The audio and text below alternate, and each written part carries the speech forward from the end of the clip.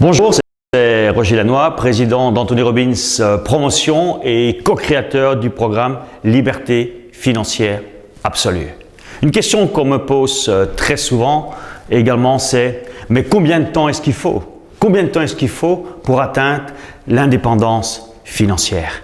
Combien de temps est-ce qu'il faut pour atteindre l'indépendance financière? C'est une excellente question, bien sûr, mais d'abord, avant de répondre à la question, je voudrais d'abord définir clairement l'objectif, indépendance financière. Qu'est-ce qu'on entend par indépendance financière? Eh bien, c'est tout simplement que vos revenus financiers, immobiliers, mais le revenu de votre capital, qu'il soit immobilier, peu importe lequel, mais que le revenu de votre capital suffise largement à couvrir vos besoins pour vivre, pour bien vivre. Ça veut dire en d'autres mots, tu n'as plus besoin de bosser, ok? Et tu bosses, tu travailles uniquement par plaisir, par passion, pour continuer à créer du capital et atteindre l'étape suivante, qui est la liberté financière absolue.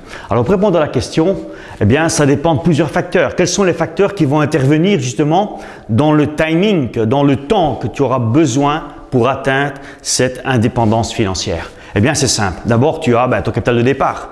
Avec combien tu démarres?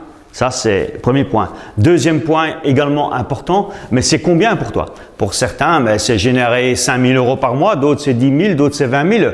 Combien est-ce pour toi par mois ou par an? Combien as-tu besoin d'argent pour vivre bien, pour vivre à l'aise? Okay? Un autre point important, le troisième, eh bien, c'est ton retour sur investissement.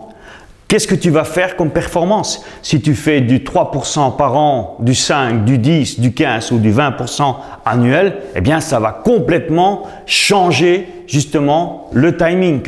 Un autre point important, mais c'est quelle est la part d'épargne que tu vas pouvoir ajouter tous les mois, tous les ans, mais pour renforcer le capital.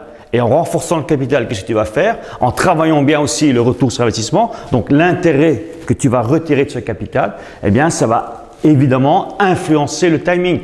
Moi, je te dirais, en moyenne, tu dois compter, si tu mets en application ce qu'on t'enseigne dans nos séminaires, entre 5 et 10 ans, eh bien là, tu dois arriver à cette étape importante qui est l'indépendance financière. Ce qui est important, ce n'est pas d'attendre un mois, ni 6 mois, ni 1 an. Mais pour commencer, c'est de le faire maintenant, de commencer maintenant.